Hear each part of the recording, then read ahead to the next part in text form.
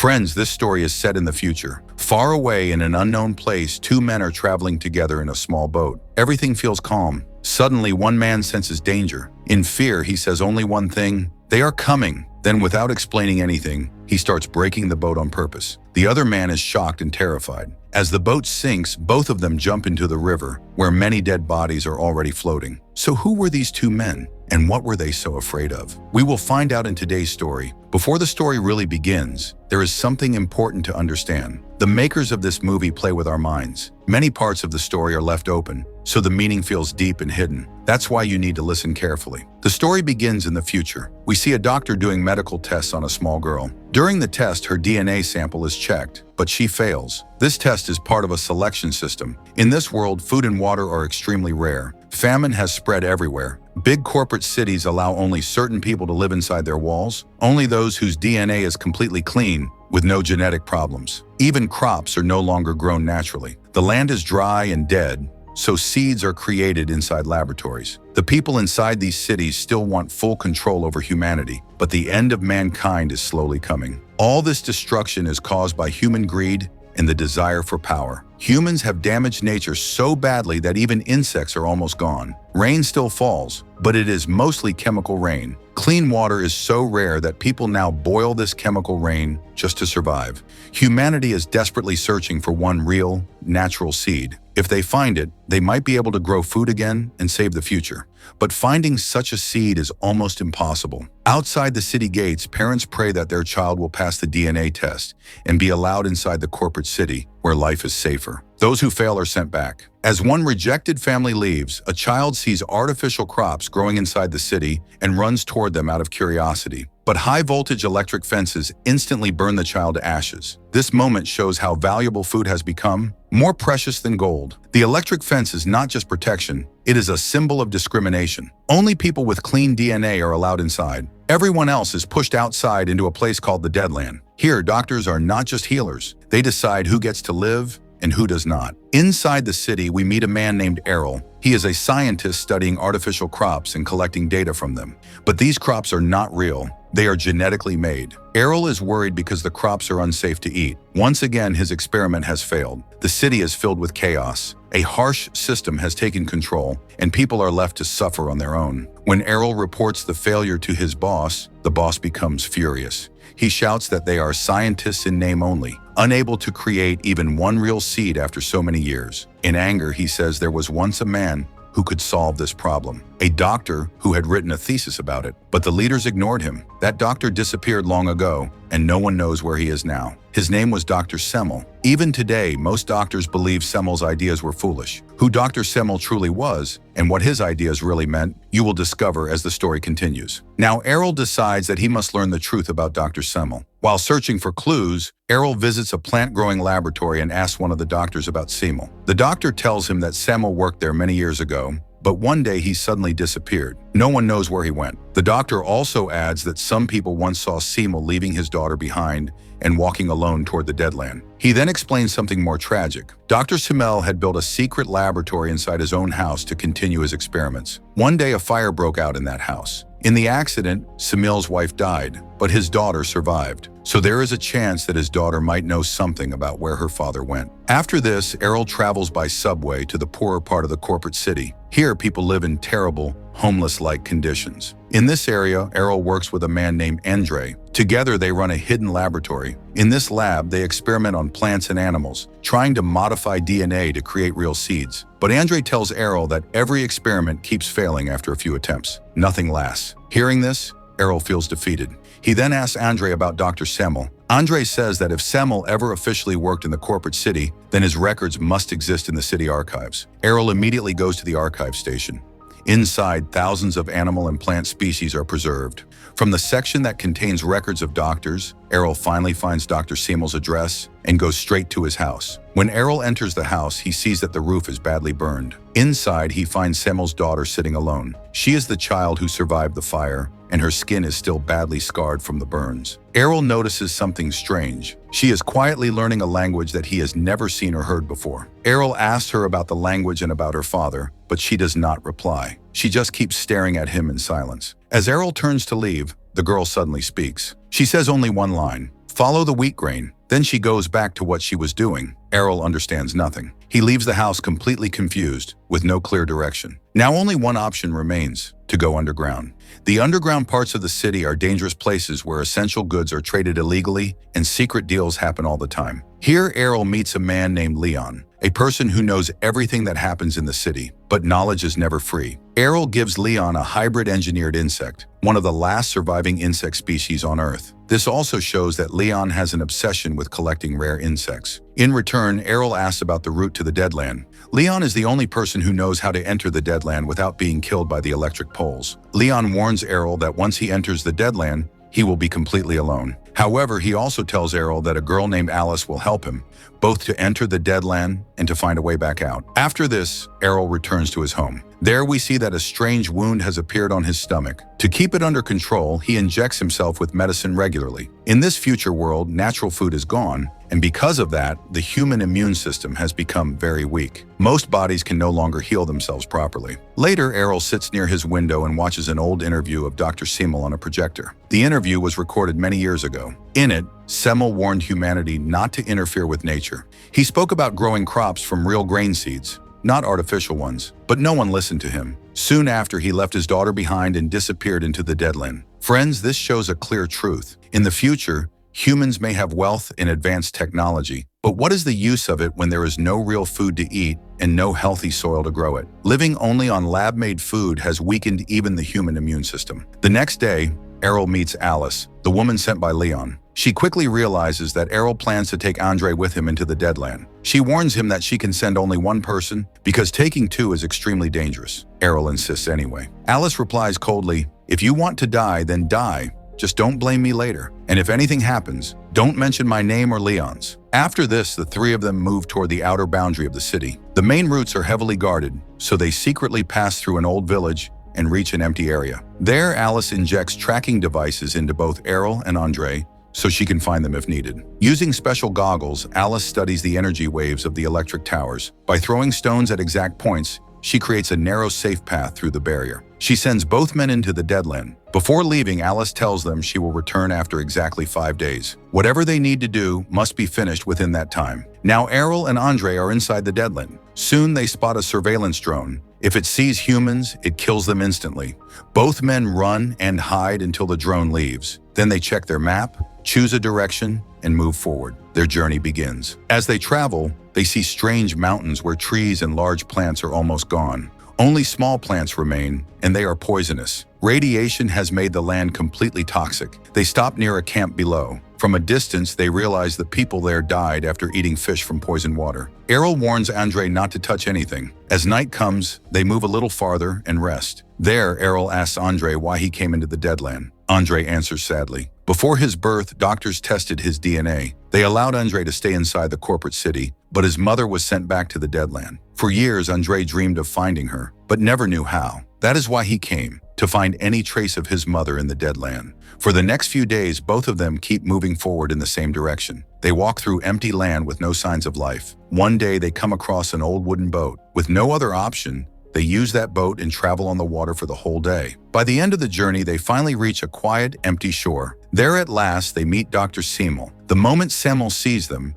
he becomes alert and suspicious. He thinks they are people from the corporate cities and immediately tries to send them away. He does not want any trouble. Errol quickly explains himself. He tells Seml that he only wants to understand his genetic theory once. He says his goal is to grow real, natural crops by using a hybrid method so humanity can survive. Otherwise, extinction is very close. Errol explains that in the corporate cities, scientists have tried again and again to grow plants using artificial methods. They used advanced labs and synthetic biology, but every plant failed and died. Now they have reached a point where they have no hope left without Seml's help. But Seml refuses to listen. He says this place is no longer safe. While removing all signs that someone lives there, he gets into his boat and prepares to leave. Errol begs him to take him along. Seml answers coldly that his journey has no fixed destination. He says he chooses to live alone. As Seml starts rowing away, Errol does not give up. He jumps into the water, swims after the boat, and climbs onto it. Andre stays behind because he needs to travel in another direction to search for his mother, so Errol continues alone with Seml. On the boat, Errol tells Seml that he met his daughter. He also mentions that she was learning a strange and unknown language by herself. Hearing this, Seml smiles softly for a moment, but he says nothing. After some time, they notice many dead bodies floating in the river. The moment Seml sees this, he understands that danger is very close. Without thinking, he starts braking the boat. Errol is shocked and asks why he is doing this. Seml calmly replies, "I already warned you. You cannot survive if you stay with me." As the boat begins to sink, Seml tells Errol to stay still underwater and hold his breath. Just then, a corporate city surveillance drone appears above them. It scans the area carefully. After some time, the drone flies away. That drone kills any living human it detects in this region. This is why this land is called the Deadland. Nearby, the drone destroys another boat, and all the people from that boat are now floating dead in the water around them. Suddenly, they hear the cry of a baby. They follow the sound and find a small child. The baby is shaking badly, suffering from high fever because of the cold water. Seml wraps the child carefully to keep it warm. Without wasting time, both of them start moving toward a hidden refugee camp. After traveling for an entire day, crossing dry hills and empty land, they finally reach a secret place. This is where people who were sent to the Deadland try to survive somehow. Some people secretly bring supplies from the city and sell them there. Seml gives the baby to an unknown woman in the camp. The woman smiles with relief, accepts the child, and promises to take care of it. The next morning, they continue their journey. As they walk, Errol notices something strange. Seml keeps placing lab-made grain seeds on the ground at different places. When Errol asks why, Seml says this is the first step of his theory. He explains that when disasters happen, small creatures like ants start collecting and storing food to survive. For a long time, Seml has been placing these seeds, hoping an ant would pick one up and lead him to its food storage. But now even ants seem to be gone. And that, Seml believes, is the real beginning of human destruction, when the smallest life forms disappear. They move ahead through dry, empty farmland where nothing grows anymore. Suddenly, it starts raining, and both of them panic. This is not normal rain. It is acid rain. They quickly take shelter inside a broken bus because the rain can badly burn human skin. Once the rain stops, they continue walking. After crossing a hill, they stop there for the night. Seml draws a circle on the ground, cleans the area inside it, and sets up their tent. The reason for this will be understood later. Errol notices fire burning far away on the land. Seml explains that acid rain reacting with chemical soil often causes the ground to catch fire.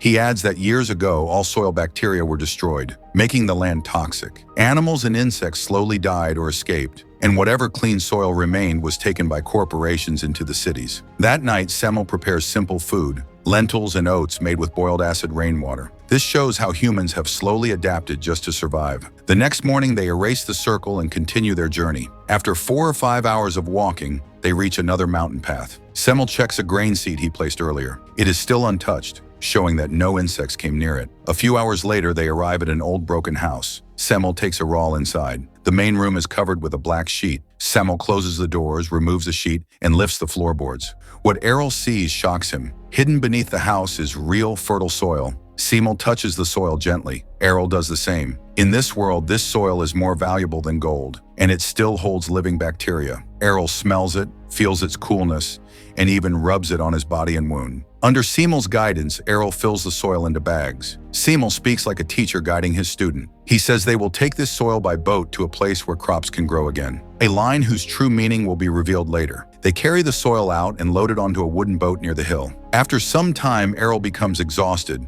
but Seml keeps working without slowing down. Finally, Errol is so tired that he lies down inside the soil itself, where Seml is already resting. Surrounded by the cool soil, Errol sleeps. When he opens his eyes again, Seml is gone. Remember this moment carefully. It is very important. As they continue their work, night slowly sets in. Only one last bag of soil is left. Errol lifts it and starts carrying it down the path. On the way, he notices a small boy standing there. Curious, Errol asks who he is. The boy answers softly, "You look very tired. I live in a nearby village. I brought some food for you. Eat first, then finish your work." Errol is exhausted and almost trusts the child.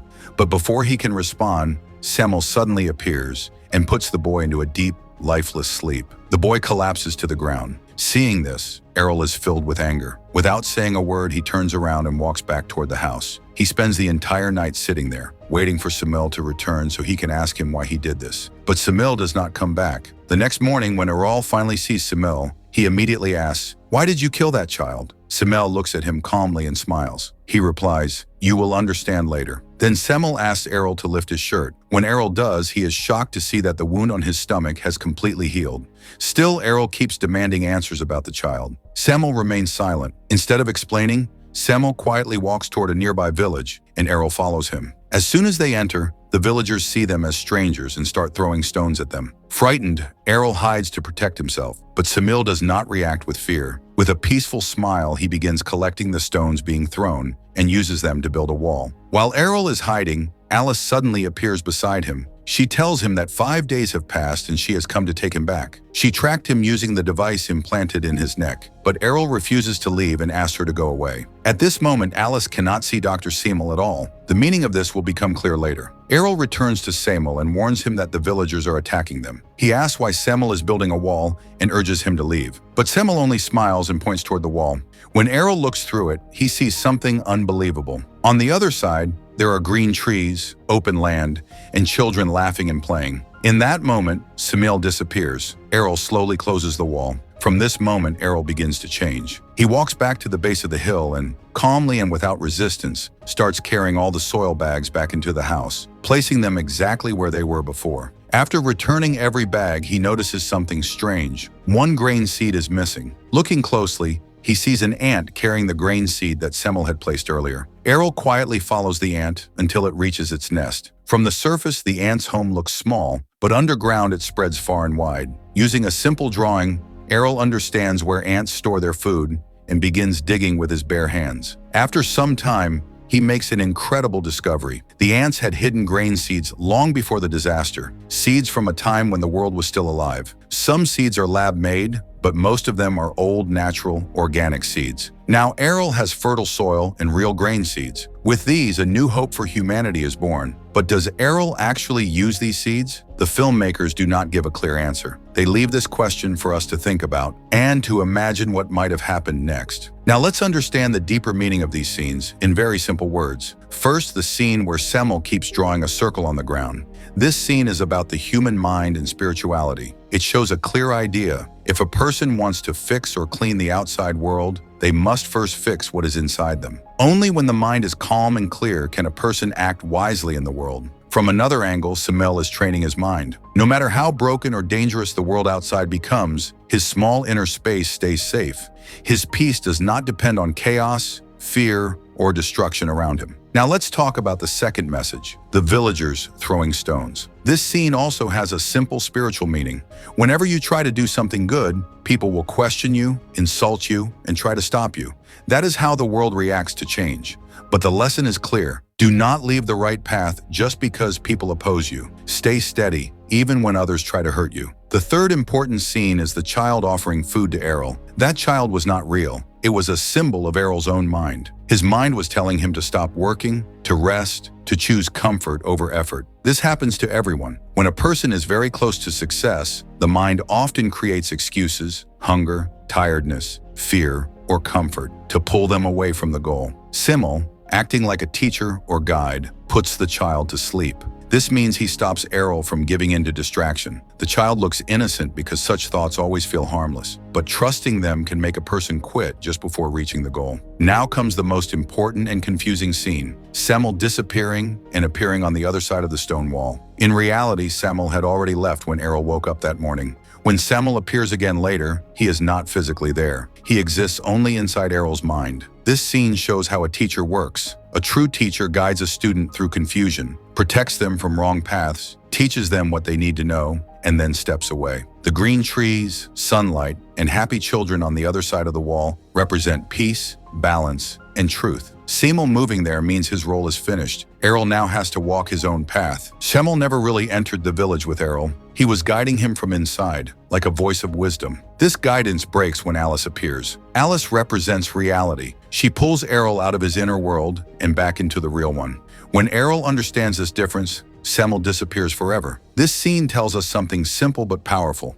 A person can see true peace only when they break the mental walls created by ego, fear, and false beliefs. Now let's talk about the grain seeds saved by ants. This is the strongest message of the story. Humans, with all their science and technology, failed to protect nature. But ants, tiny creatures, save the future without any machines or power. Why does Errol return the soil and hide it again? Because he finally understands something important. Saving the world does not need more technology. It needs respect for nature and simplicity. Returning the soil shows his inner change and regret. At the beginning, Errol believed only in science, control, and genetic experiments. But Seml teaches him that the real problem is not the soil or the seed. The real problem is human ego, the need to control nature instead of living with it. Seml made Errol carry the soil only so he could understand this mistake. Nature is not something to be taken into a lab and controlled. That way of thinking leads to destruction. In the end, it is likely that Errol gives the seeds back to the ants instead of using them himself. He no longer wants to be a savior scientist. He becomes a protector of nature. The black and white ending shows that one day,